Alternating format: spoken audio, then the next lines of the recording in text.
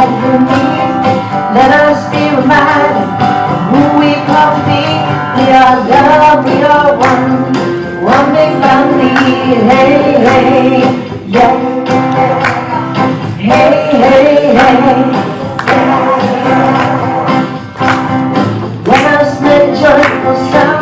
If we stand on holy ground. Let us make joyful sound. If we stand on holy ground. Let us make joyful sound. Hey, hey, hey, here we go.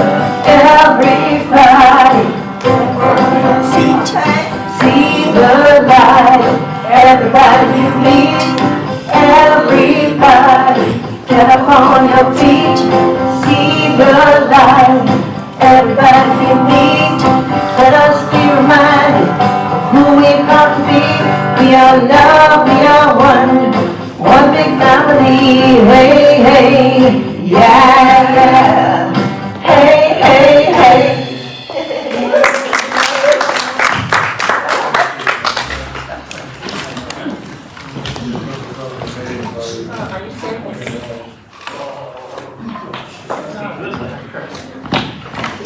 Good morning, I'm Reverend Kate. I'm happy to welcome you to the Center for Spiritual Living Carlsbad, where we really do understand that there is a power for good in the universe, greater than we are, and that we can use it. And so I'd like to invite you to relax for just a moment while I offer a spiritual mind treatment. So I invite you to just take a breath. If you want to close your eyes, let's just remember together that we are here because of the truth that there is only one thing, Spirit. Spirit is all. Therefore, Spirit is each one of us. And I am so grateful that although we are unique individuals, we are also free to come together and experience and share our good together. And so I know and declare that this morning's event, this celebration, now unfolds in wonderful ways, bringing good, bringing healing, bringing joy to each and every participant. And as we raise our vibration through the spiritual practice of coming together, I know and declare that this is something that we carry with us through our lives, and that radiates out into our families, our friends, our community, and this world. This is about love in action. This is about love and vibration.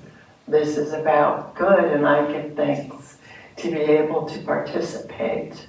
And I invite you to celebrate this joyfulness, this gratitude with me by claiming it through saying with me, and so is it. Thank you.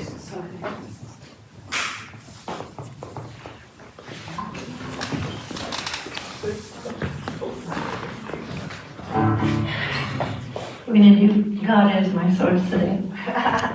You should all have a lyric. Do you guys have a lyric? Okay. Would you like to stand up for this one? Yeah, if you're able to. God is my source. God is my source. God is my power. God gives me everything I need. So I give thanks for all my blessings. God gives me everything I have. He is my source. He is my source. He is my power. He gives me everything I need. So I give thanks for all my blessings. He gives me everything I love. love. Love is my source. Love is my power. Love gives me everything I need. So I give thanks for what? For all my blessings. Love gives me everything I need. God is my source. God is my power. God gives me everything I need.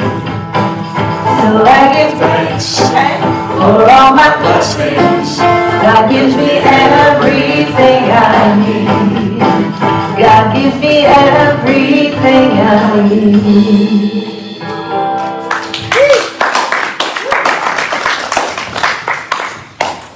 Thank you, Andrea and Billy. We're so happy to have you with us today. It's just you just bring a lot of energy, and it's really nice to have you with us. So let's all give them.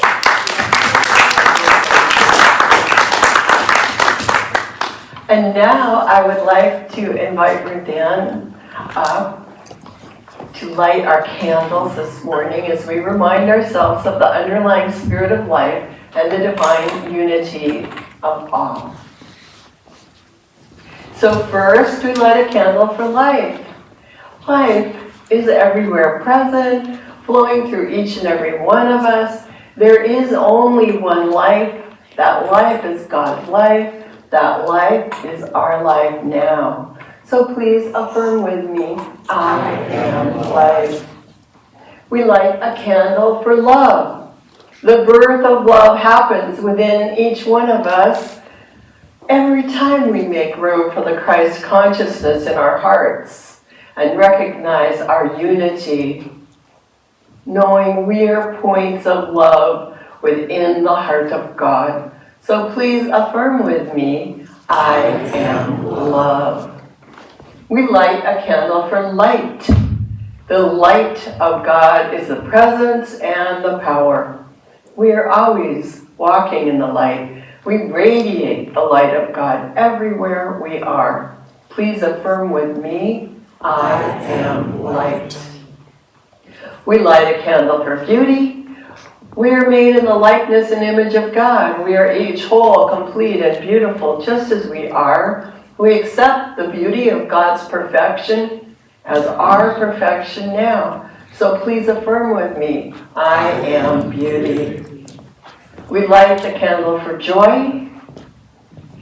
Joy is the very nature of spirit and the true essence of each of us. We celebrate the joy of our own rebirth in the God consciousness. We each bring joy to the world. So please affirm with me, I am joy. And we light the candle for peace. Today and every day we open our hearts to peace. We are each a center of peace in our world. Please affirm with me, I am peace. And finally, I invite you to take a moment to recognize your own inner light that is always shining within as we each honor our own metaphysical path of wholeness, oneness, and mental healing through the practice of universal spiritual principles. Thank you, Rita. So I have just a few announcements to share today. Of course, everyone's invited to stay for fellowship. Now, when you go out, you might think that it's Potluck Sunday by the amount of treats there are. But no, that's next week. But please stay and enjoy everything that we have. If there's anyone that's not getting our weekly email, please let us know or sign up once again in the guest book. And I also want to remind everyone that after the service today, Reverend Maurene, Practitioner Robert, and I are available for spiritual mind treatment, or you can fill out a request and put it in the prayer box in the lobby. And the other, doing mandalas. Reverend Maureen has another announcement. Please stand and turn your microphone on. Oh, well, I'll be talking about it during my talk, but afterwards on the two tables here, we're going to color in some mandalas. If you like to, it shows the unity in the circle. So stay for that if you'd like. Thanks. Everybody learns in different ways. You know, some of us are good listeners, others are not. Some of us read really, really well, and some of us really get it when we do things with our hands. And so this is the opportunity to think about it in a different way. And I know a mandala is very interesting activity when you go all the way through it. So it'll be fun. So we have been running an unexpected income program, and it's just going for a few more days. It will be ending officially on October 15th. And I just want to invite, does anyone have a demonstration that they want to share? Okay, that's fine. Okay, I thought it was going until September 15th. So October 15th, yes. So when I started it, the next day I got unexpected income. I got more gigs, and I had to really keep track of it, right? Because I'm tithing back to whoever's inspiring me, right, at the moment. So I know, I got $200 just come in right away Oh, great. when I was doing it. So Andrea has shared that she received a couple of $100 Immediately. after she started the program. That's wonderful. Thank you for sharing that. Okay, so yeah.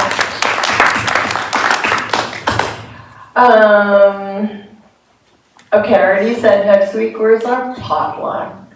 And I also wanted to remind everyone that every week at 9:30, every Sunday at 9:30, we do offer a meditation. And I wanted to announce it because Reverend Maureen gave such a beautiful meditation today. It was really, really nice. And I was just like, maybe everyone doesn't know because we get in the habit of coming last minute, 10:05, right? So I thought I would say it again. So here, we really are a community-based center, and so I want to just acknowledge all the gifts that people have brought with them. And first, I want to thank Johnny and Daryl for this beautiful flower arrangement, which is in celebration of their 43rd anniversary. Isn't that wonderful?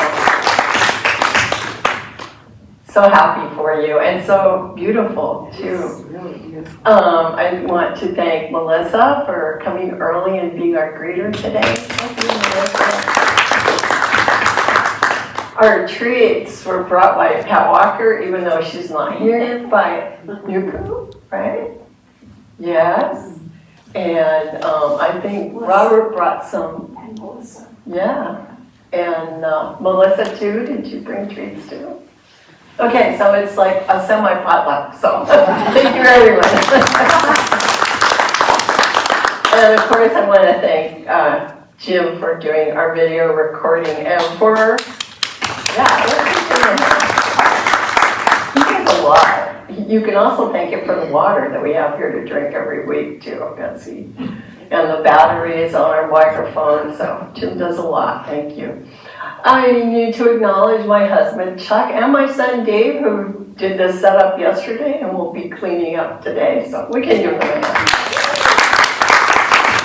hand. And during fellowship, of course, please check out the book tables, and Jan has set everything out, and I just want everyone to know that if you have any questions, she knows a lot about our teaching, and she can make a good recommendation for you. So thank you, volunteers. The volunteer sign-up sheet is in the lobby, and it's kind of fun to participate, actually. So please sign up.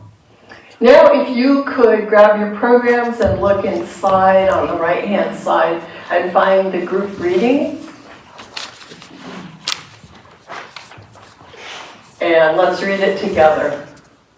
God is all, both visible and invisible, one presence, one mind, one power is all. This one that is all is perfect love and perfect abundance. I am an individualized expression of God. I am ever one with this perfect life, perfect love, and perfect abundance. Thank you. And now, group time? Are we doing? We already did that. Oh, what should we do next? We can do a solo. That would be cool. Should we have them do a solo? Yes. Yeah, all right. Let's give it up for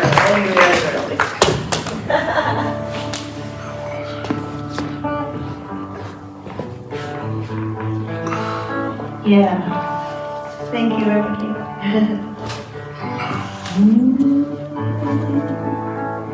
I am light, I am light.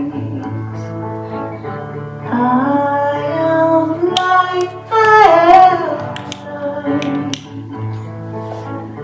I am light, I am light. I am light, I am light. I am not the things my family did. I am not the voices in my head. I am not the pieces of the brokenness inside. I am light.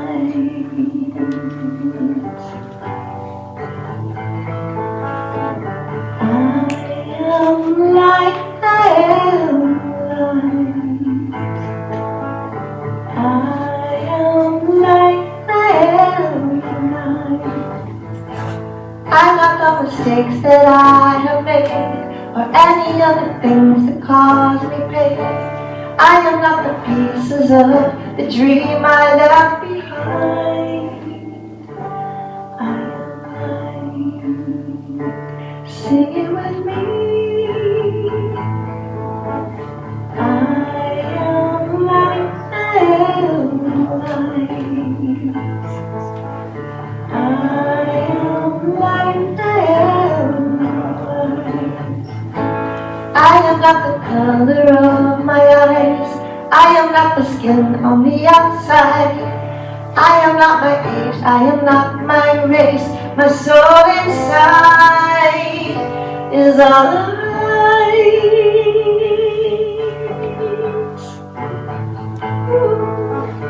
I am light, I am, let me hear you.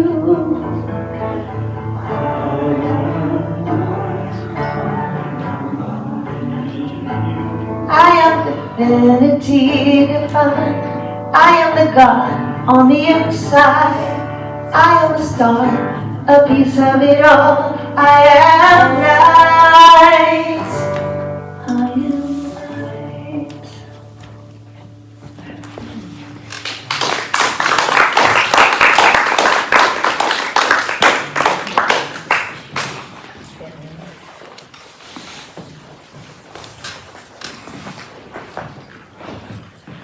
Now I would like to invite Practitioner Robert up to give us an inspirational reading for the day.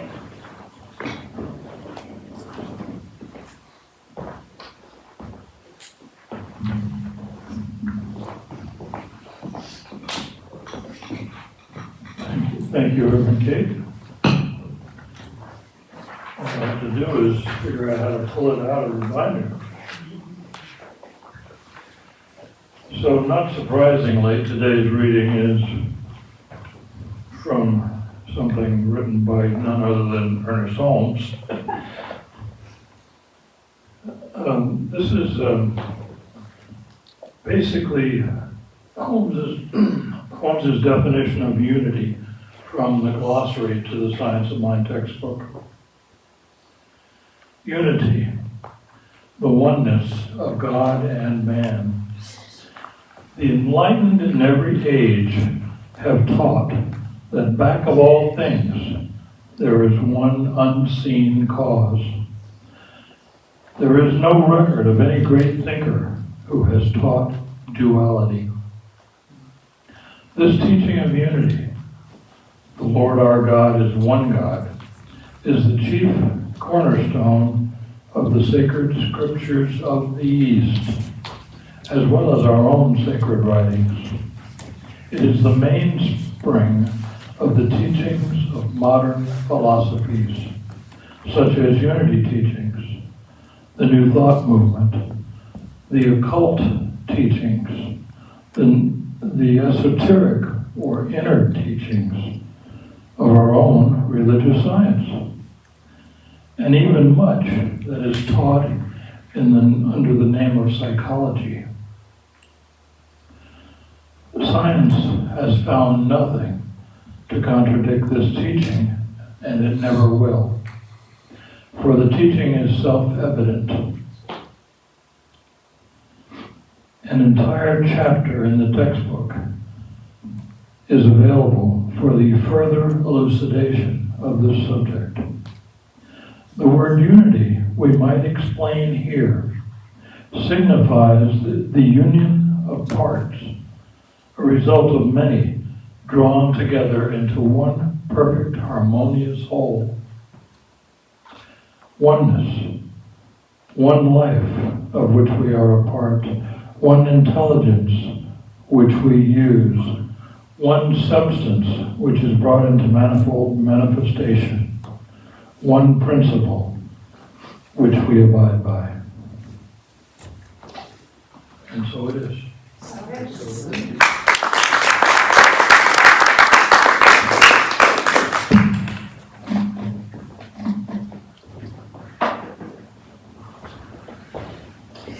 Thank you, Robert. When you were reading about unity, I thought, okay, I have to tell everyone where I was last week. So last week I was at Unity Village in Missouri. And of course, Unity Village was established over 120 years ago by Myrtle and Charles Fillmore. So it's one of the earlier New Thought churches. And I was there at the Associated New Thought, something or other. Was it affiliated New Thought? Affiliated New Thought Network. Right, yeah, ANTN is all I think of it as. And I had a wonderful time, and they have the largest paved labyrinth for walking now in the United States. And so we did a night walk on the labyrinth. And it was so interesting because there I am at Unity. It's so beautiful. They put little LED candles all along the path. And I'm walking along, I'm like, why are these people all going the wrong way? And it was a really good meditation for me because finally it was like, oh, they're not going the wrong way. What am I thinking? You're just going a different way because it was two ways, you know. But it's like, that's why I think, you know, doing something like that or mandala, actually putting it into practice, sometimes it makes you see how it really works out in the three-dimensional world. So I had a great time, and I'm happy to answer any questions about it, except for the name of the organization. I'm just kidding. And now I'd like to introduce our speaker for today, Reverend Maurene Bishop. So let's hear it.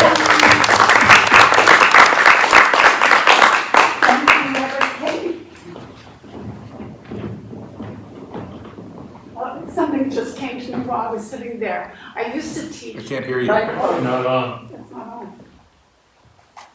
Okay. I used to teach Sunday school, and we would do this trick. I would take a piece of paper and punch little holes in it and stick my fingers up through it, and then the kids in the class would put their name on one of the fingers, and we would see our separateness was an illusion. So if the 5-year-olds can get it, Yeah, today I'm going to be talking about unity. And I'm going to be talking about the use of the circle as a symbol of that unity. And often termed mandalas, or mandalas, however you want to pronounce it. So, and I think I know everyone here today, and I have a guest from Northern California. So make me feel comfortable, thank you. So mandalas are paintings. They're painted on silk sometimes. I was first introduced to them when I went to Kathmandu and met Tibetans in exile. It was really, I bought a couple, they were beautiful. But essentially I was looking, last night we had a high school reunion, and I was thinking how we each created our own tapestry of life, and major events and major people and plants and animals that have effect. So today we're going to do some work on it. If you want to do your mandala at home, that's fine too. You can just take one of the printouts and take it home and in the quiet work on it. You know, because there are times when we feel anxious, especially now with politics the way it is, and we feel disconnected from the world. But the truth is, very simple actions and thoughts and the decisions we make can have an impact, and a profound impact, on the lives of the people around us. And as I said before, separation is an illusion. We're all one. So I believe why we come to church is we want to know about this unity. We want to feel one with all. We want to feel one with the Creator, with the creation. First, I have a couple of jokes. So, once upon a time, a rabbi and a priest and a minister walk into a bar. And the bartender looks up and he goes, "What is this, a joke?"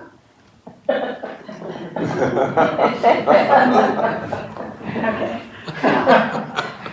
We'll try one more.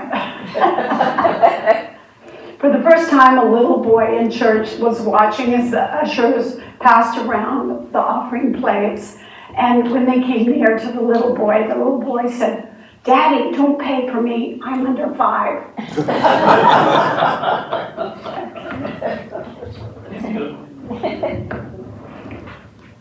Just a quote from Buddhism. You know, Buddhism teaches that nothing ever exists alone. Everything is in relationship to everything else. And they say this, when every breath, every sound, every food, every step, we are immersed, embedded, and inextricably linked. And I'll go on to explain kind of that. In religious science, you may be aware we have a Declaration of Principles, and some churches read the Declaration initially when you go into church. But we believe in the unity of all life, and that the highest God and the innermost God is one God. We believe that God is personal to all who feel the indwelling presence. The life of all is God. Ernest Holmes also said, he said, "Our bodies are one with the whole body of the universe. Seeds and plants and cabbages and kings are made of the same substance. Minerals, solids, liquids are made from the primordial substance, which is forever flowing into form." Which is what science has proven in quantum physics. But he says this form is forever flowing out again into the void. And in quantum physics, we call it the waves of potentiality. And he goes on to say, he says, "I've seen a drunkard lying in the gutter, the saint kneeling in ecstasy before the altar of his faith, but I've found no differences. I have perceived that each, in his own tongue, is seeking to express the one life. I'll not separate and divide. I can't condemn nor censure, for I know that there is but one in all. I know that all came from the one, all will return to the one. I know that all are now in the one, and each is seeking to express the one. And science is telling us we're all one, we're all created from stars, and I think I've mentioned this before, that, you know, we are carbon-based, and to get to carbon, basically a star has to implode and create such heat that it creates the other elements on the periodic table. Like iron in our blood, like carbon, like oxygen in our lungs, calcium in our bones. We're all stars. You have stars inside of you. And quantum physics has also said that they once thought they were separate, we were all separate, but they have found at a quantum level that everything in the universe is interconnected with every other thing and event. And they call it entanglement. I'm not going to go into entanglement. I like that word though. We are kind of entangled. Wanted to tell you a story. This is, and you may have heard this before, in the late 1800s, an important member of the British Parliament was hurrying through the rain and the fog in the Scottish hillside. And miles from his destination, his carriage was forced off the road and its wheels plunging axle deep in mud. And try as he might, the horse and the driver could not move the carriage. And so important was his upcoming meeting that he got out and tried, you know, this Englishman, this aristocratic Englishman was out there in the mud trying to fix it. So a young Scottish farm boy came by. He was driving a team of horses and he stopped to help. And finally, the carriage was pulled free, and the young boy refused to take any money for his help or for his clothes, which had been torn in doing this. But the Englishman spoke to him and he said, "What do you want to be when you grow up?" And he said, "I want to be a doctor." And the gentleman was so impressed that he said, "Well, I want to help." And surely enough, he kept his word. Through his generosity, he made it possible for this young lad to go to the university. And more than 50 years later, Winston Churchill became dangerously ill with pneumonia when he was in Morocco, and his life was saved by penicillin.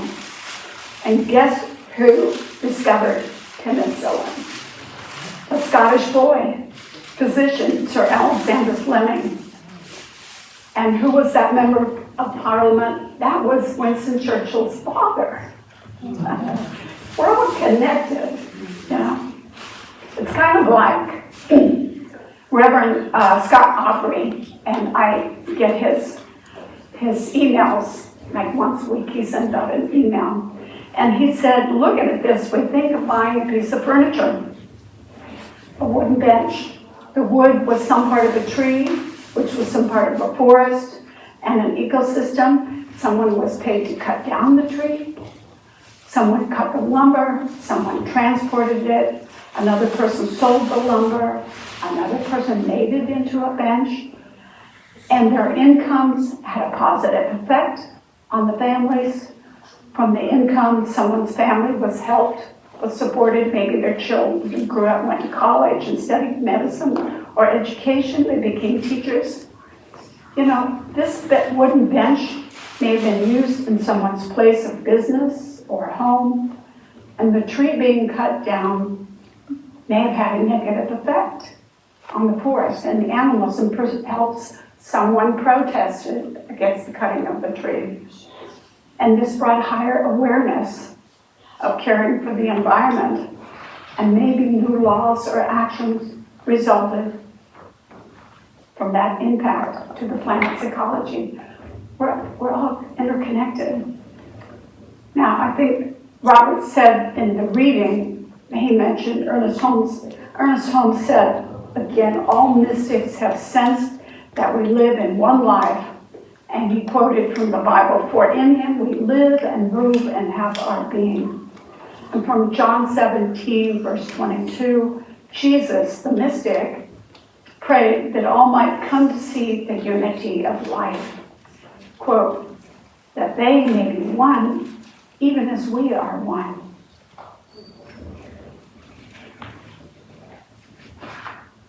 So another story, having been raised on a farm from Nebraska also,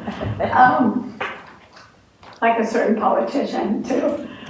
I like stories about crops, things that grow. Well, a farmer had award-winning corn, and each year he entered his corn in the state fair, and he would get blue ribbons. Well, one year a newspaper reporter interviewed the farmer and learned something interesting. The reporter discovered that the farmer shared his seed corn with his neighbors. Well, how can you afford to share your best seed corn with your neighbors when they're entering corn in the competition just like yours? Well, the farmer said, "Don't you know?" They should know. "The wind picks up the pollen from the ripening corn. If you know corn, it has tassels, and it's pollinated, and it swirls from field to field. And if the neighbors grow inferior corn, cross-pollination will degrade the quality of my corn," he said. "If I'm to grow good corn, I must help my neighbors grow good corn." And I like to call this the sort of the divine tapestry, interconnection and unity of plants, of animals, of people. You know, this was an idea that was used by the early Christians, but in the 4th century, for some reason it was removed. But Tibetan Buddhism, Hinduism, tradition of the first people, the indigenous cultures, and Egypt and India, you still find people practicing this, and most of it is in the form of a mandala. And they don't, you know, these religions, having traveled all over the world, they don't compartmentalize their spirituality. They, you know, like a trip to the market, a trip to a hotel, a trip to any event is a sacred journey. In India, you know, they say namaste or namaskar. If you know, when the first time you see someone, you acknowledge them, the spirit within. I acknowledge the spirit in you. And the same, like in Hawaii, people say aloha means hello. No, the ha is the spirit, the breath. So aloha is I honor the spirit in you. So mandala comes from the word circle, and it's the symbol of the universe in an ideal form. It's used, they have sand mandalas that the Tibetans do, and then when they're done, they just brush them away. They're really beautiful.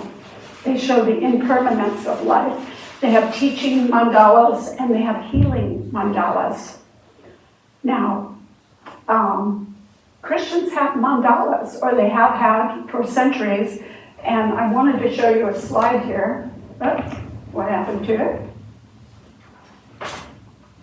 Just what to speak.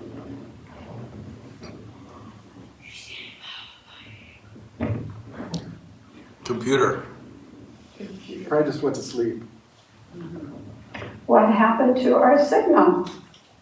You gotta wake up the computer, Maureen. Computer's asleep. It's mirroring the computer's blank. Computer's asleep. Well, that's strange. You want to try to help me get it back awake? Wake up!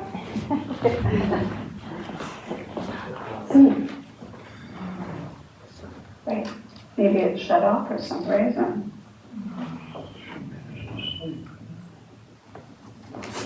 But I'll go on. We get the pictures, it's fine. About 2 hours south of Paris is a cathedral that originally was built during the Romanesque period, but then it started to burn down. They rebuilt it in the Gothic style with the flying buttresses. but it's very famous for what's called rose windows. Now, rose windows are circular, and they tell stories, because in those days, most people didn't know how to read or write, and so they were visual, more visual than we might be. And these windows would depict stories of the Bible, of your relationship to the divine.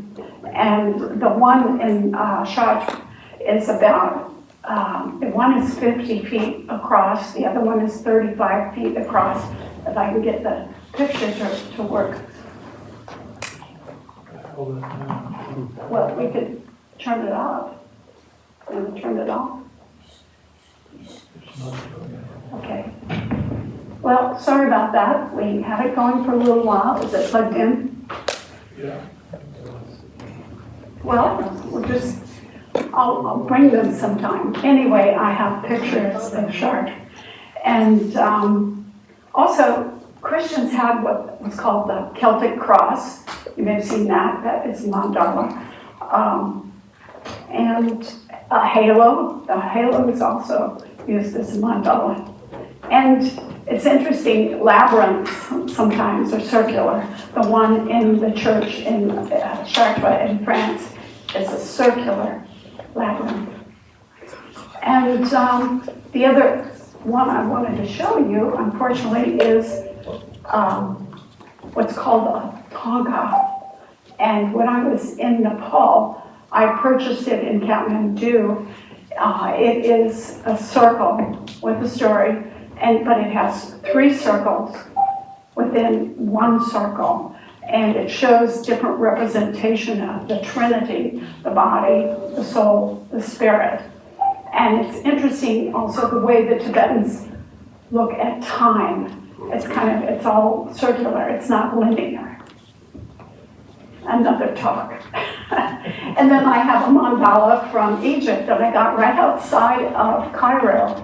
And it shows all the Egyptians, and they are, the Egyptian people are kind of on the outer part of the mandala. And the center is a light, a very strong light, which represents the divine.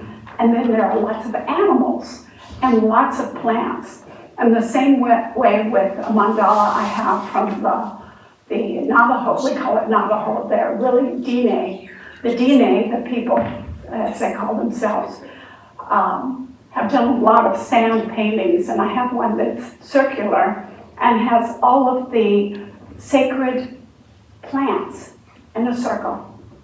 Beans and corn and tobacco and squash, which are sacred to the Navajos and the Hopi and the Zuni. I used to live in Gallup and with my brother, my only brother. So there are a lot of beautiful ones. Go to the trading post if you get there and pick yourself a mandala. And the last mandala I was going to show you is the teaching symbol, which most of you know is a circle that Ernest Holmes created, and they call it the descending and ascending V, which shows spirit in form. And it's used as a teaching symbol. We could have a class on it sometime. I think it'd be interesting.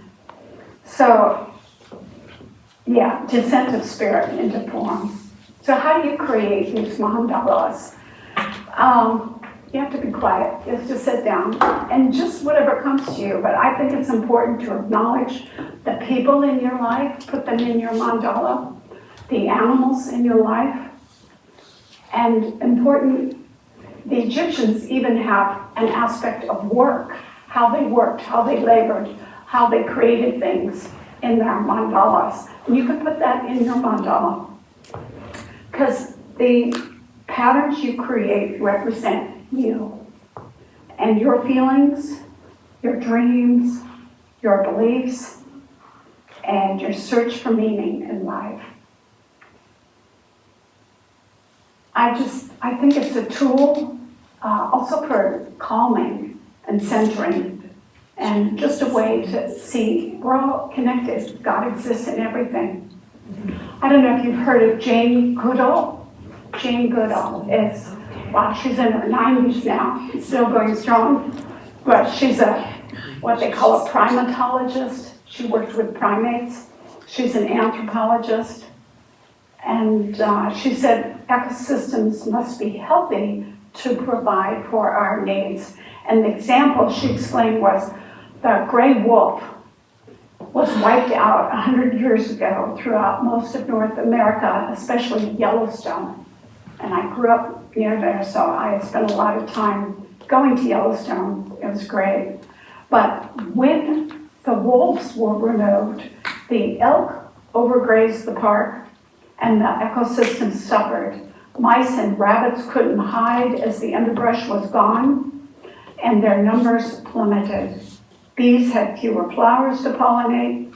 The grizzly bears did not have enough berries to eat. When they prepared for their hibernation, the wolves had to keep the elk away from the riverbank, and it became exposed and vulnerable. Without the wolves, the elk spent more time by the river, and the hooves of the large herds eroded the riverbanks and caused the rivers to get muddy. And fish stocks declined. Beavers couldn't build their dams. But once we introduced the wolves, brought the elk population down from about 17,000 to a sustainable 4,000. And coyotes, eagles, and ravens started thriving, as did the grizzlies. Even the elk were better off as their population stabilized. So they're no longer starving to death in the winter. And for us, the drinking water became clear again and healthy, and the tourist industry grew again. So this is the tapestry at work. This shows everything you do has an effect. And some people call this butterfly effect. I don't know if you've heard that word, the butterfly effect. But it's a chaos theory. But basically it says that the effect rests on the notion that the world is deeply interconnected. One small occurrence, like the flapping of the wings of the butterfly, could cause a typhoon. It's like, well, maybe. I wanted a quote from someone I really enjoy her readings. Her name is Saint Hildegard of Bingen. She was a Catholic mystic and born in 1098. But I play some of her music. Her music has survived to this day. And also she discovered aspirin. Amazing woman. She was a great musician too. But she said, God has arranged all things in the world in consideration of everything else. And I think, what a gentle way of saying it. So sorry about the pictures, but I want to say that I envision a world that grows as one global community and honors interconnectedness, honors differences. You can get up in the morning and you can say, turn on the TV and get frazzled.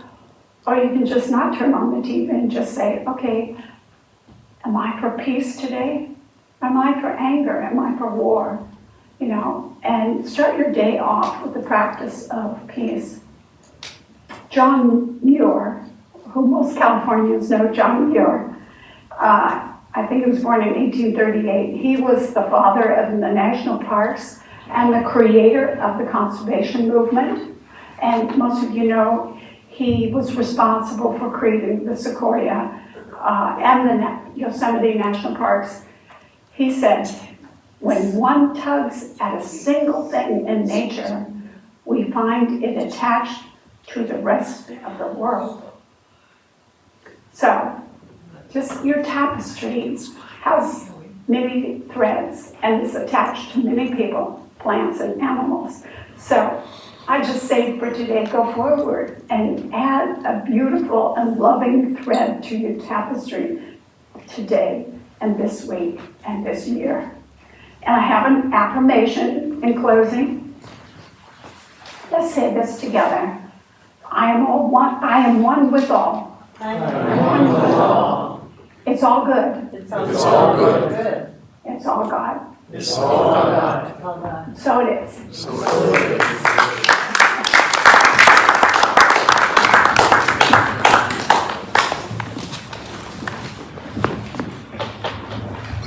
Thank you, Reverend Maurene. That was awesome.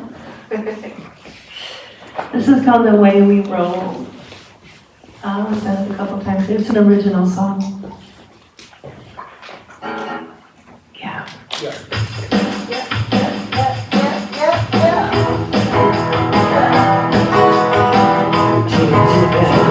Teaming up with Holy Spirit.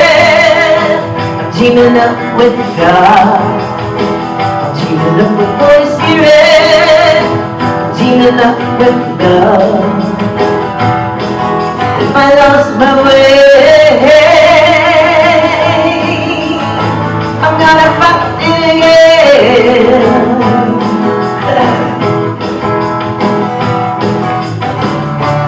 That's the way, that's the way. When you're old, I listen and I hear it, I hear the voice of God.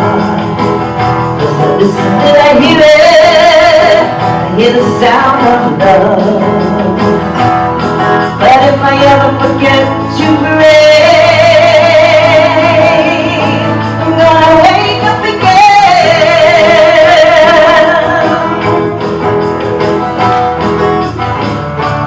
That's the way, that's the way.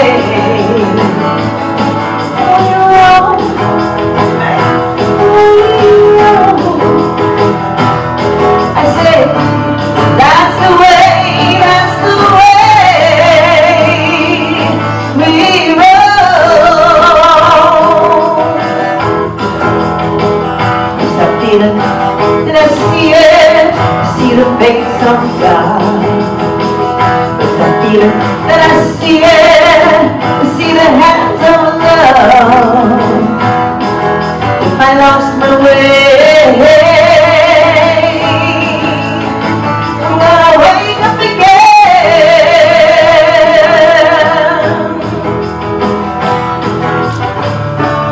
That's the way, that's the way we roll. I just pray on that. I am the precipitation of visible presence of all that I desire. No man, no woman shall enter me. I am that I am the magic presence. I am that I am grateful. 'Cause that's the way, that's the way.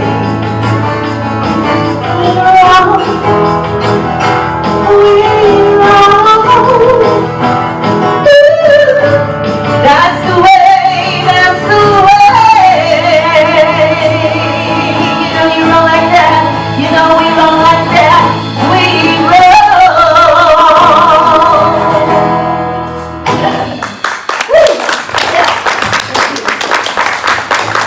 Thank you, Andrea and Zoe.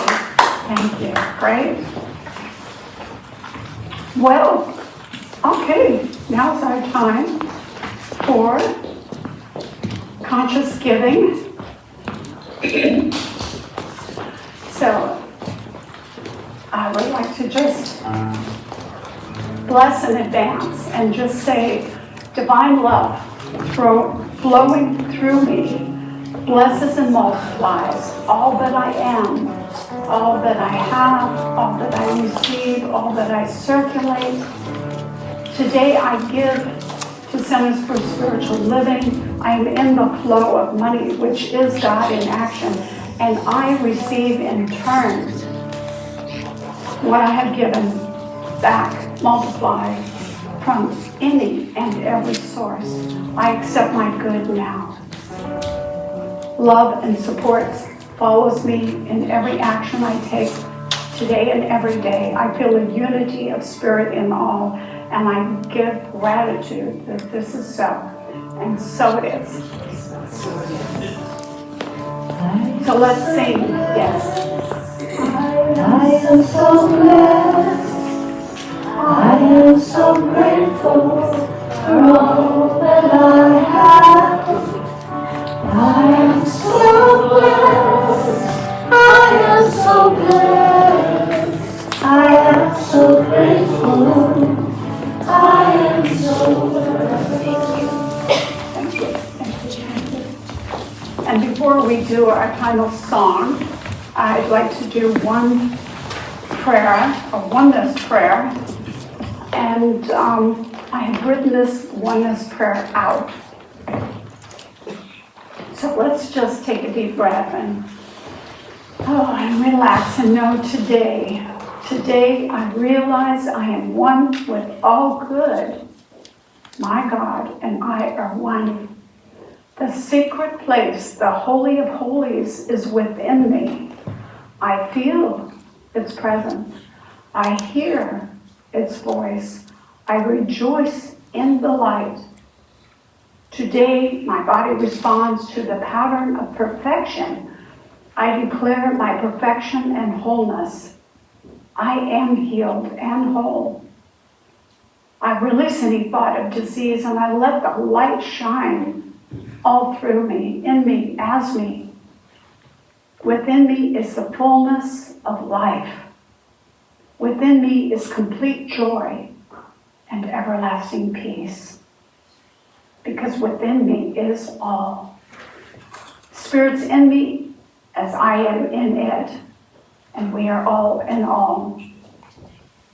My life is one. My life is all. With joy and gratitude and love, I release my word. I let it go. I know it's so. And together we say, and so it is.